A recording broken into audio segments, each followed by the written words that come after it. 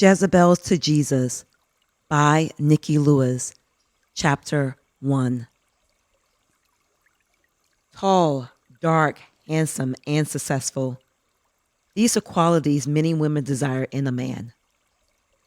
So when a guy with all these attributes noticed me as I surfed his drinks, I was astonished.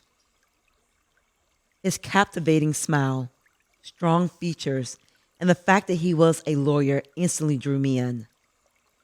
His presence exuded confidence and sophistication, making it hard to look away. I was mesmerized and had no reservations about succumbing to his charm. When he asked me out, I said yes without hesitation, feeling a flutter of excitement and anticipation. At 25, fresh out of a toxic relationship, I was yearning for a fresh start. My previous relationship had left me emotionally drained and deeply hurt, with my self-esteem in tatters. The prospect of meeting someone new and exciting seemed like a beacon of hope. Each time he visited the bar, he greeted me with a warm smile and a kind demeanor, gradually lifting my spirits.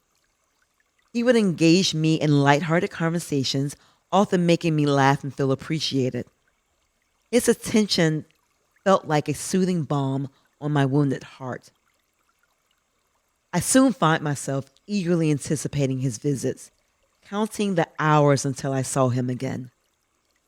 His consistent presence became a bright spot in my day, a chance to escape from the shadows of my past.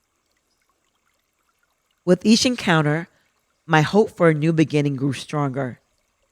His attention made me feel seen and valued, something I desperately needed after the emotional toil of my previous relationship. We talked on the phone for several weeks before our first date, and each call made my heart race with excitement. Our conversations were mostly light and casual, but his voice was comforting. I was amazed that someone as handsome, successful, and charming as him could be genuinely interested in me. I savored every moment we talked, often replaying our conversations long after we hung up. Our phone calls became the highlight of my day. I found myself smiling at my phone, eagerly waiting for his name to appear on the screen. The anticipation of hearing his voice and the thrill of our connection made me feel alive in a way I hadn't felt in a long time. Each call deepened my infatuation. I imagined our first date and pictured us together, laughing and enjoying each other's company. My mind wandered to the possibilities of what could come next, and I allowed myself to dream of a future where I could finally move on from my past hurts. I felt a renewed sense of hope and optimism, believing that this charming, successful man could be the one to help me rediscover joy and love. However, as time went on, I started to feel uneasy. Despite our frequent conversations, he was reluctant to share much about himself. His evasiveness began to raise red flags, but I chose to ignore my intuition. His attractiveness and success captivated me, convincing me that these qualities outweighed my growing concerns. My excitement distracted me from the warning signs, and I continued to pursue the relationship, hoping that my unease was just a product of my imagination. I rationalized his distance as a sign of mystery rather than a cause for concern, telling myself that perhaps he was simply a private person. A nagging sense of doubt tempered my excitement as our date approached. I tried to push it aside, focusing instead on the positive aspects of our connection. When the day finally arrived, I was nervous and eager to see him. I hoped that spending time together in person would dispel the doubts creeping into my mind. Despite my reservations, I clung to the hope that this new relationship would be different and that it would be the fresh start I so desperately needed. On our first date, we went to Fridays. He picked me up because I didn't have a car. He was on time and he seemed genuinely excited to see me, which momentarily made me forget about my uneasiness. I had carefully chosen my outfit, a black flowy skirt and a red satin button up top, hoping to make a good impression. He looked sharp in his button up shirt and slacks, adding to his already striking appearance. As we settled into our seats at the restaurant, the conversation began to flow, but something felt off. He was still reluctant to answer the standard date questions, simple inquiry about his background, interests, and family. His indirectness struck me as odd, and the uneasiness I had felt before the date started to creep back in. Trying to shake off my doubts, I decided to have a drink, hoping it would help me relax. We stayed at the restaurant for a few hours, but the conversation felt increasingly forced as time passed. I struggled to keep the dialogue going, sensing he was holding back.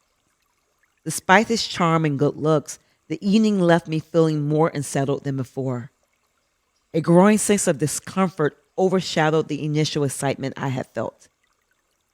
After the date, he proceeded to take me home, at least I thought, but he drove me to a park instead. It was around 11 p.m., so I instantly became concerned. After parking, we exited his SUV and walked over to a bench. He tried to lay me on the bench to kiss me, but I told him no. He appeared frustrated, which scared me.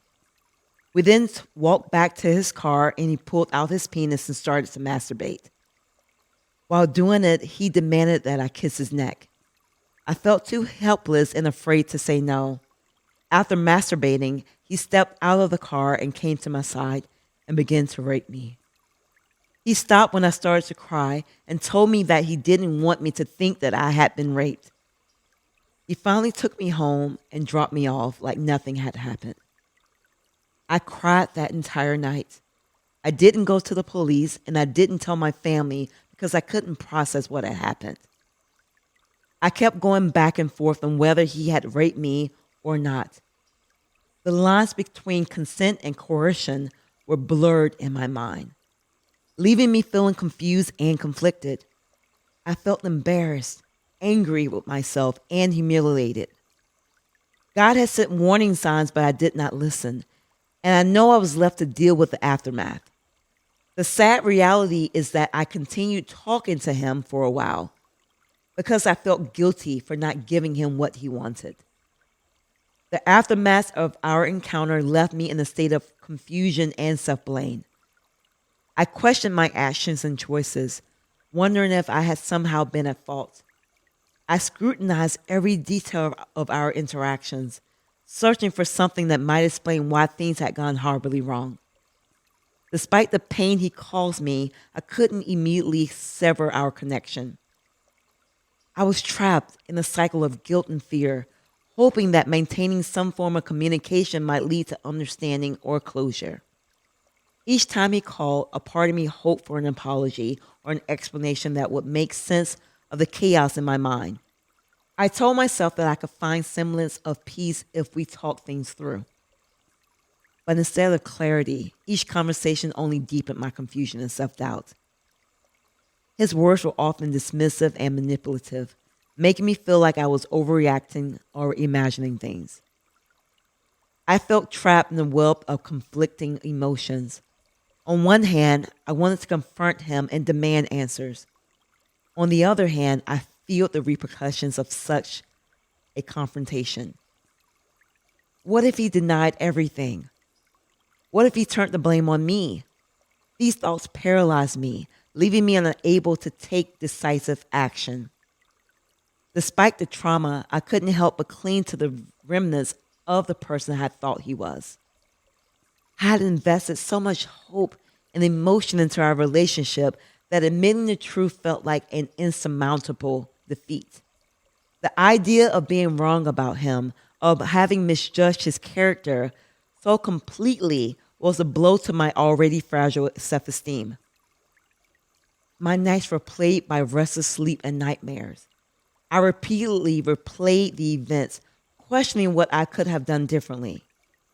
My days were a blur of emotional turmoil as I struggled to maintain a facade of normalcy. I became withdrawn and distant. The cycle of guilt and fear seemed endless. I wanted to believe there was some way to make sense of all and heal. But the more I tried to rationalize his actions, the more I felt lost and broken. Maintaining contact with him only prolonged my suffering. But I couldn't bring myself to cut him off entirely. It was as if I needed his acknowledgement of what had happened to validate my pain and make it real. Eventually, I realized that no amount of communication with him would bring the closure that I sought. His inability to take responsibility and my struggle with self-forgiveness created a toxic loop that only deepened my wounds. I needed to find a way to heal without him, to reclaim my sense of self-worth. After I finally mustered the courage to end our communication, he continued to visit the bar where I worked. Initially, he came alone, and I would discreetly ask my coworkers to serve him, avoiding direct contact. Each time he walked in, my heart would race, and a wave of anxiety would wash over me. It was a constant reminder of the trauma, making it hard for me to move on. But then he started showing up with another woman. Seeing him with her was like a dagger in my heart. I couldn't understand why he would do that, especially in the place where he knew I worked. It felt deliberate, as if he was trying to assert his control or provoke a reaction from me. The sight of them together hurt me deeply, intensifying my feelings of unworthiness and rejection. I struggled with a whirlwind of emotions, from anger and betrayal to self-doubt and sadness. I couldn't shake the thought that he might treat her better than he treated me, and I often wondered if I deserved this treatment. The idea that I was replaceable and unworthy of genuine affection haunted me. I compared my value to hers, unaware that his actions did not reflect my worth. These thoughts consumed me, eroding my self-esteem and making it difficult to trust again. I felt a deep sense of betrayal and confusion, grappling with the emotional scars left by both my previous toxic relationship and this traumatic experience. My heart hardened, and I became wary of men, fearing that I would only encounter more pain and disappointment. Despite this, I still longed for the love and connection a healthy relationship could bring.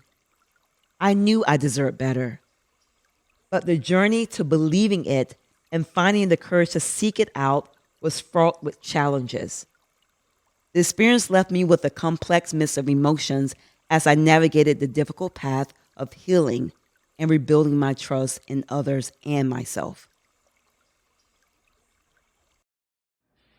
Jezebel to Jesus is a memoir of my unhealthy relationships around men and how God redeemed me. I created this book with a broken woman in mind. The woman that sees no way out of her situation, the woman that does not value herself. I want that woman to know that if you give your life to Christ, you can be redeemed. You can have a new life. So my book is available today on Amazon. So if you're in need of that inspiration, if you're in need of to get closer to God, I recommend that you get that book today.